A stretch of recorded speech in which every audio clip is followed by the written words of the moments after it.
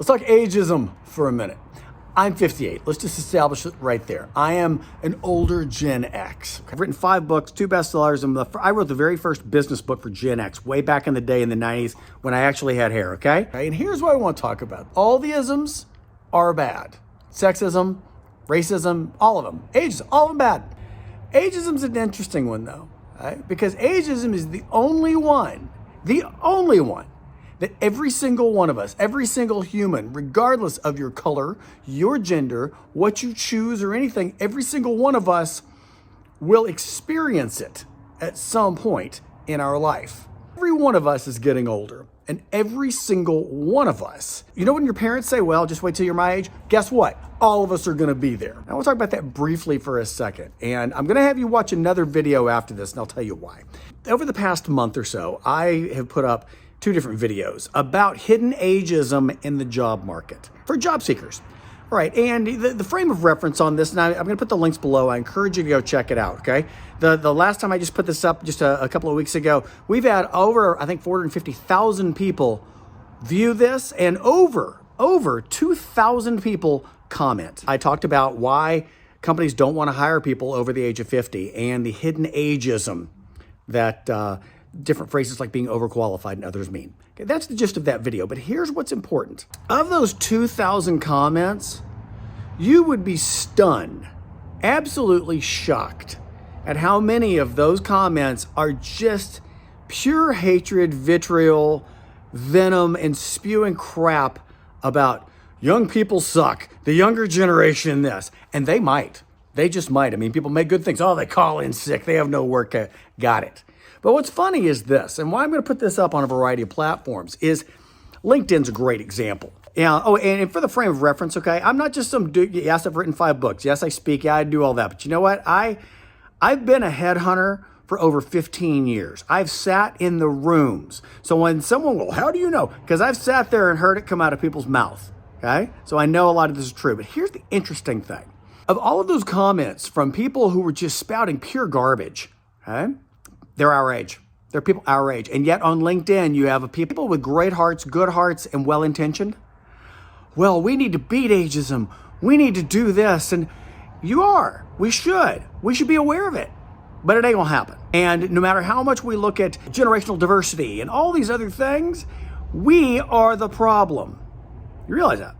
We are a big chunk of the problem. And here's the thing. I am one who, in these videos too, I'm telling them how you can beat it. Because here's the thing, folks. The only way we are going to beat it for us, I'm talking to folks in their 40s, 50s, and beyond, you can't expect the government to do it. The fact that it's illegal is total horseshit. It doesn't mean anything, okay? You got to prove it. The only way that you can battle or overcome any sort of ageism, hidden or overt, is on an individual level. Now, it would be great. We strove for that as a society if we did away with it. But we're not. And that's a whole other video. But what I encourage you to do, especially if you're seeing this first on LinkedIn or you're one of the virtue signalers, we're the problem. Us Gen Xers and Boomers are the problem. And guess what?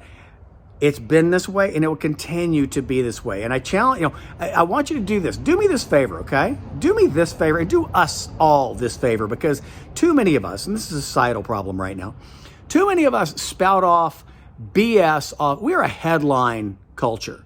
We were the USA Today. Remember that? Yeah, nobody reads USA. No, hell, nobody reads papers anymore. USA Today was we turned us into this McNews generation. The headlines and internet just shot that to hell. Where now we don't read anything. We just read a snippet, a headline, or a 6-second TikTok thing with someone shaking their ass, and we think we are duly informed. You're not. Read the whole thing, watch it, then comment properly. 2,000 comments and people, well, that's illegal. Yep, so speeding, what you gonna do about it? Okay? What are you gonna do about it? You do something individually as a person, okay? The law's not gonna fix it, okay? Society, unfortunately, in our lifetime, probably isn't gonna fix it, and it's a bad thing.